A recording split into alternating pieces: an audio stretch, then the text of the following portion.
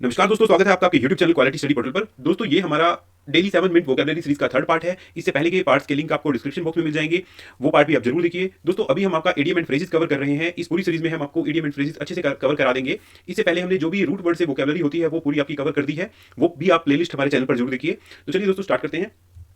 दोस्तों, आज का पहला हमारा इडियम है एसिड टेस्ट। दोस्तों, एसिड एसिड आप लोगों को पता ही है, एसिड का मतलब क्या होता है? तेजाब, या फिर और साइंटिफिक वर्ड में बोले इसको बोलते हैं अमल। और एसिड टेस्ट का मतलब होता है हमारा सीवियर या क्रूशियल टेस्ट, मतलब कोई गंभीर टेस्ट है जो आपको पास करना है। और ये जो टेस्ट है वो आपका कोई भी जैसे आपका कोई मॉरल कैरेक्टर का हो सकता है, या फिर आपका हार्डवर्क का हो सकता है, या फिर आपकी कोई क्वालिटी है दोस्तों उसका हो सकता है। अब ये किसी पर्सन का भी हो सकता है और किसी ऑब्जेक्ट का भी हो सकता है। ओके, तो किसी प्रॉपर पूरी टीम का हो सकता है, किसी सिंगल पर्सन का हो सकता है। ये पूरी एंटायर रेंज कवर कर सकता है टेस्ट की। ओके, तो दोस्तों एक बार हम देख लेते हैं कि कैसे ये जनरेट हुआ है। देखिए दोस्तों, पुराने अभी के टाइम में भी आपने अभी कभी आप सुनार के पास जाते होंगे, तो वो सोने की जो आप उसके पास कोई चीज़ लेके जाएंगे, उसको टेस्ट करने के लिए क्या करेगा, पहले उसे ऐसे किसी स्टोन के ऊपर रब करेगा। जब यहाँ पे ऐसे लाइनें बन जाएंगी तो उसको वो तेजाब होता है, एसिड होता है उसके पास एक बोतल में, उसकी कुछ ड्रॉप्स डाल के चेक करेगा कि वो उसमें डिजोल्व हो रहा है या नहीं हो रहा है। तो ये सोना चेक करने का मेथड होता है, मतलब गोल्ड की प्योरिटी चेक करने का एक मेथड होता है। और वहीं से ये पूरा हमारा इडियम बन के आया है कि एसिड टेस्ट है। ये किसी रिगरस जो आपका टेस्ट है, जो आपकी प्योरिटी को दर्शाता है, आपकी कैरेक्टर को दर्शाता है, उसको हम बोलते हैं।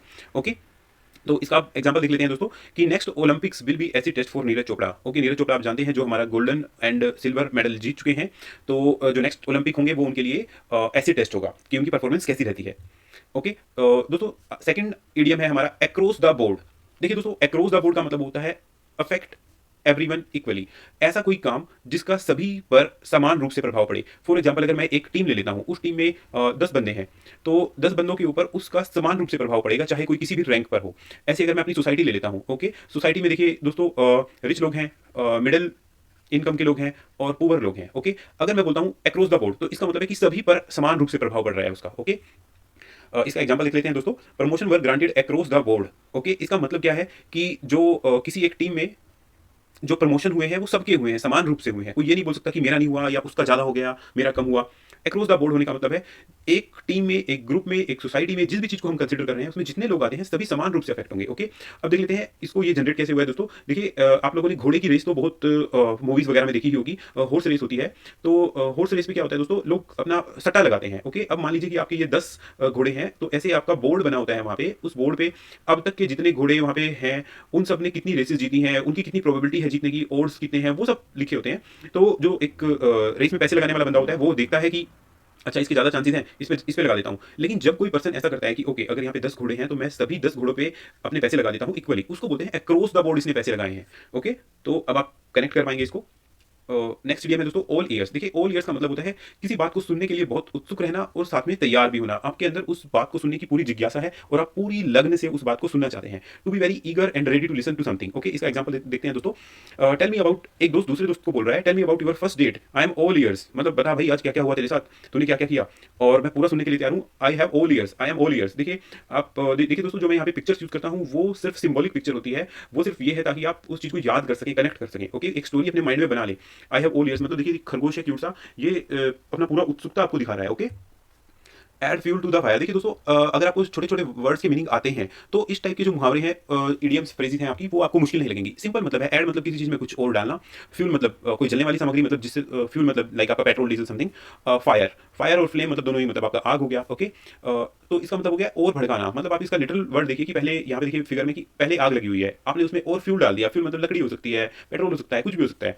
तो इसका क्या मतलब हुआ, आपने उस आग को और भड़का दिया है।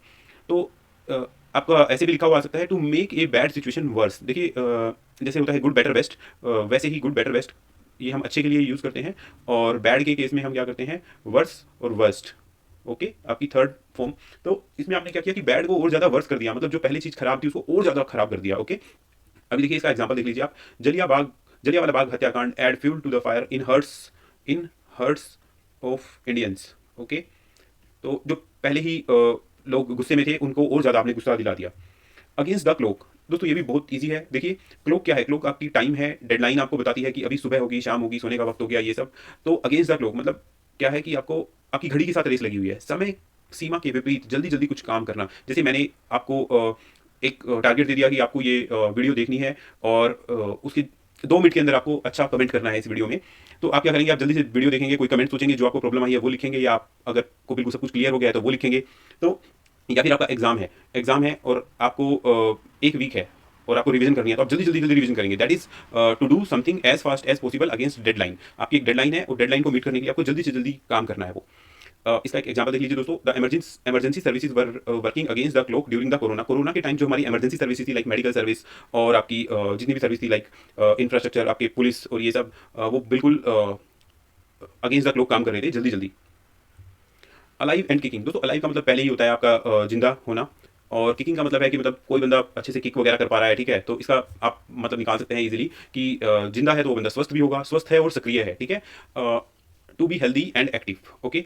देखिए एग्जाम्पल है इसका, he ran a marathon after retirement just to prove that he was still alive and kicking. एक कोई पर्सन है, वो रिटायर हो गया है, अपने रिटायरमेंट के बाद उसने मैराथन दौड़ी है, वो सिर्फ ये प्रूव करने के लिए दौड़ी है कि वो अभी बिल्कुल स्वस्थ है और सक्रिय है। एक्ट ऑन द स्क्वायर दोस्तों, अगर आपको याद है, आपने पिछले पार्ट देखे हैं, तो जहाँ पे भी मैंने आपको बताया था कि जहाँ पे भी कहीं पे स्क्वायर हो, उसका मतलब होता है ईमानदारी। ईमानदारी, ऑनेस्टी, लो, जहाँ पे आपने कोई भी लो ना तोड़ा हो, बिल्कुल लॉफुली काम किया है आपने, ओके। वो वर्ड स्क्वायर आपका वो दिखाता है। तो एक्ट ऑन स्क्वायर का मतलब होता है ईमानदारी से काम करना, ईमानदारी से किया गया कार्य है। एग्जाम्पल देख लेते हैं हम दोस्तों। Tata group can be trusted to act on the square. हम टाटा ग्रुप पर ये विश्वास कर सकते हैं कि वो ईमानदारी से कार्य करते हैं। Add insult to the injury, देखिए दोस्तों, add insult to injuries. Injuries का मतलब होता है हमारे जख्म, चोटें, और इंसल्ट का मतलब आपको पता ही है, किसी की निंदा करना, किसी को एम्बेरस करना, किसी को नीचा दिखाना, ओके। तो एक तो किसी पर्सन को पहले ही चोट लगी हुई है, या फिर इसका मतलब है कोई उसको लॉस हो गया है, ओके, और फिर उसकी बेइज्जती की जा रही है। तो आप इसको समझ के हिंदी में इसको बोलते हैं जले पर नमक छिड़कना, ओके। और इसका आपको मैं बता देता हूँ, टू डू और से something that makes a bad situation even worse, ठीक है, फॉर समवन। भाई कोई पर्सन है, उसके साथ कुछ पहले ही गलत हो रहा है, फिर आपने कुछ या तो ऐसा कह दिया से, या फिर आपने कुछ ऐसा कर दिया जिससे उसकी सिचुएशन और ज्यादा खराब हो गई है, उसको बोल देते हैं add insult to the injuries, okay. Example देख लो अब इसका, people were force to work longer hours, okay, and to add insult to the injury company decided not to give pay raises. मतलब एक तो लोगों से पहले काम करवाया ज़्यादा घंटे उन्होंने, जैसे अगर 7 घंटे काम करना बनता था तो उनसे 8 घंटे 9 घंटे ऐसे आपने काम कराया, उसके बाद और उनको add insult to the injury क्या हो गया कि आपने उनकी सैलरी भी नहीं बढ़ाई, ओके। नेक्स्ट है क्या है आपका, आफ्टर वंस ऑन हर्ट। दोस्तों इसका इस इडियम का मीनिंग मैं आपको बताता हूँ। इसका हम यूज़ तब करते हैं जैसे कि आपकी कोई हैबिट पॉजिटिव, यानी कि कोई आपकी लाइक या फिर आपके डिसलाइक, जैसे अगर आपको पढ़ना पसंद है, ओके, और आपको खेलना पसंद नहीं है, खेलना आप बिल्कुल पसंद नहीं करते, तो उस केस में अगर कोई ऐसा पर्सन है जिसको पढ़ना पसंद है और खेलना पसंद नहीं है, तो उसके लिए हम बोलते हैं कि वो आपके आफ्टर वंस ऑन हर्ट है, मतलब आपके जैसा ही है वो। उसको खाने में कुछ जो आपको खाने में पसंद है उसको वही खाने में पसंद है, जो आपको खाने में नहीं पसंद है वो उसको खाने में नहीं पसंद है, ऐसे यानी कि आपके लाइक्स और डिसलाइक्स मैच हो जाते हैं, तो उसको बोलते हैं हम after one's own heart. Example देखिए दोस्तों इसका, when you applied for defence forces I knew you were a man after my own hearts, okay. यहाँ पे कोई एक पर्सन कोई दूसरे पर्सन को से बात कर रहा है कि 2 फ्रेंड्स हो सकते हैं, तो 2 अनजान लोग हो सकते हैं, कि जब तुमने डिफेंस फोर्सेज में जाने का अप्लाई किया था तभी मैं समझ गया था कि तुम बिल्कुल मेरे जैसे हो, ओके। नेक्स्ट क्या है दोस्तों, ऑल एंड सनड्राई। इसका मतलब क्या है, हर कोई, जिसमें सभी शामिल हो, every one and included all. जैसे मैं आपको बोल देता हूँ कि कोई एक विलेज है, ओके, कोई एक सोसाइटी है, ओके, या कोई एक सिटी है, मैं बोल देता हूँ कि इस पूरे गांव में, इस पूरी सोसाइटी में या पूरी सिटी में सभी लोगों को इस एग्जाम की तैयारी करनी है, चाहे वो कोई 10 साल का बच्चा हो, चाहे वो कोई 70 साल का बंदा हो, ठीक है, सभी को तैयारी करनी है। इसका मतलब होता है ऑल एंड सनड्राई। इसका एक एग्जांपल देख लेते हैं, inflation is going to hit all and sundry, okay. मतलब जो महंगाई है, महंगाई की जो मार है वो सभी पर पड़ने वाली है, चाहे वो कोई भी हो। तो थैंक्स दोस्तों वीडियो देखने के लिए, और आप प्लीज़ हमारे चैनल को सब्सक्राइब कीजिए, ये वीडियो आप अपने दोस्तों के साथ शेयर कीजिए, और आप लाइक बटन प्रेस कीजिए। दोस्तों अगर आपको कोई भी प्रॉब्लम है, आपको कुछ समझ नहीं आया है या आप कुछ चेंजेस चाहते हैं, तो आप कमेंट बॉक्स में लिखिए, हम आपके को रिप्लाई करेंगे। थैंक यू दोस्तों।